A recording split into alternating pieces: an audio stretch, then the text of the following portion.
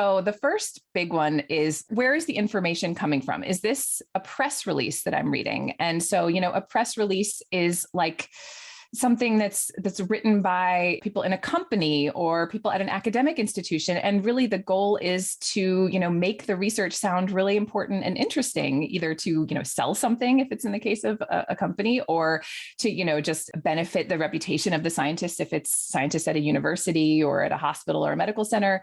They're great, but you have to read them with a big grain of salt, because the people who are writing press releases, they have really strong incentives to hype the claims that they're making in their press releases, to make the science seem more exciting, more interesting, more important than it really is sometimes, because again, they're trying to really sell something a lot of the time. Some of them are actually really, really well done, especially at academic institutions.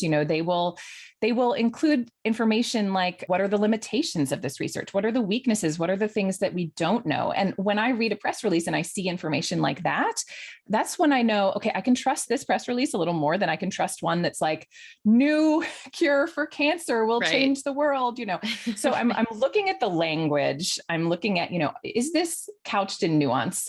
Is it not? Is it really hyperbolic? Is it not? What kinds of things are included? And that helps me understand whether it's trustworthy. Science information I'm getting is directly from studies that are published. Where was the study published? Was it published in a journal that is well respected, that has the peer review process built into it, in which, in order for a study to get published, it has to be read by a panel of scientists in the same field who were not involved in the research, who really, read it carefully, who understand what kinds of design aspects should be, included in this kind of study, who really, vet the study and make sure that it's good enough to be published in a journal. So, is it published in a peer review journal? Is it not? There's information you can look at in a study that reflects essentially like the likelihood that the results were not just due to random chance, that you can actually trust that, if there was an intervention being tested, that the benefits of this were real to some, and